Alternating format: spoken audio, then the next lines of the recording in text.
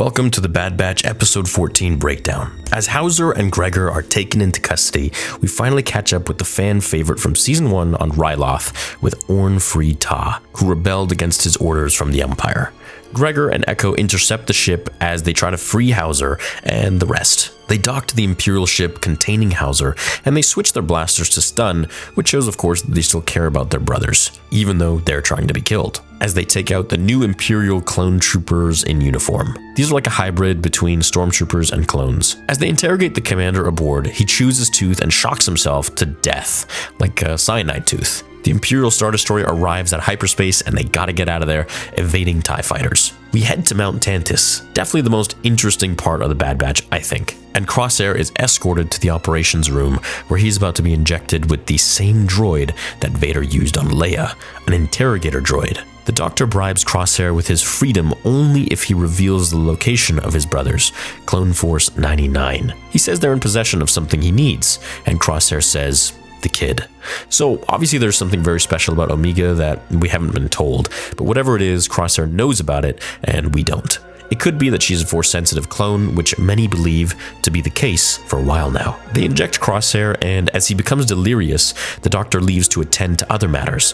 Now the fluid is meant to make Crosshair talk, kind of like a truth serum. On Coruscant, Senator Chuchi is told by Hauser how the clones are kidnapped essentially, and never to be found for dissidents. So either you comply with the Empire or you disappear. Echo must give these files to Tech to decode. Crosshair is constantly tortured when the nurse, who I think is a clone, Emery, perhaps did all of this on purpose to free him, tells the stormtroopers to tighten his restraints. And as they do, Crosshair grabs their blaster and takes the two out, then stuns the scientist nurse. Even though he's heavily sedated and poisoned, he's still making most of his shots with precision. Testament to how good he really is.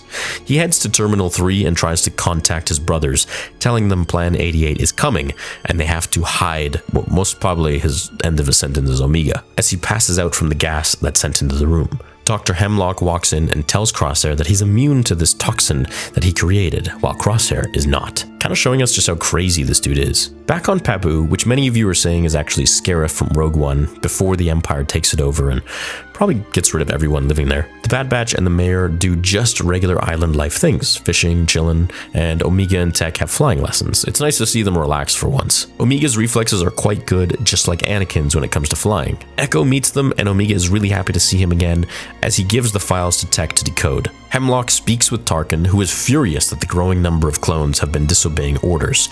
It seems the inhibitor chip isn't working for all the clones, and it's only getting worse. He's worried Mount Tantiss will be discovered, and of course this would be horrible for the Empire, because they're running illegal experiments on clones and other beings that we know nothing about. I think Palpatine is trying to create something, perhaps Snoke if they want to tie it into the sequel trilogy, or perhaps another creature, like a Force-sensitive being loyal to the dark side, like heir to the Empire's Joruus C'baoth. As Tech uncovers Echo's files he delivered to him, he learns about Dr. Hemlock and how he was fired from the Republic's Advanced Science Division for his rather harsh methods. He also learns and reveals to everyone that Crosshair is one of his captive test subjects.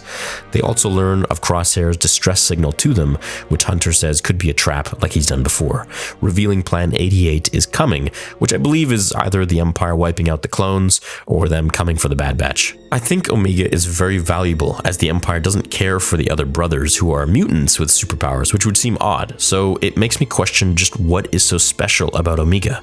I think it's that she's a clone who has successfully attributed Force sensitivity through an inorganic mean. And of course, it's extremely difficult to clone Force-sensitive beings, as we've seen in Legends material like The Force Unleashed, with Galen Marek and Starkiller, and other source material. So I'm very excited to see what Omega's specialty is and why she's so important. Maybe it's that she can get in touch with the Kaminoans and make them do things or hold her hostage of some sorts. Or maybe she's very powerful and she doesn't even know it. Kind of like a Grogu sort of thing. I don't know what's with the Empire and stealing kids, but I guess we'll find out going forwards. Thanks for watching today's breakdown video of The Bad Batch episode 14. Stay tuned for next week's breakdown, which will be the final conclusion to The Bad Batch Season 2 with 2 episodes next week, episode 15 and 16. Let me know what you thought of tonight's episode, and I'll see you all in the next one. Until then, remember, my fellow Jedi and Sith friends, the Force will be with you always.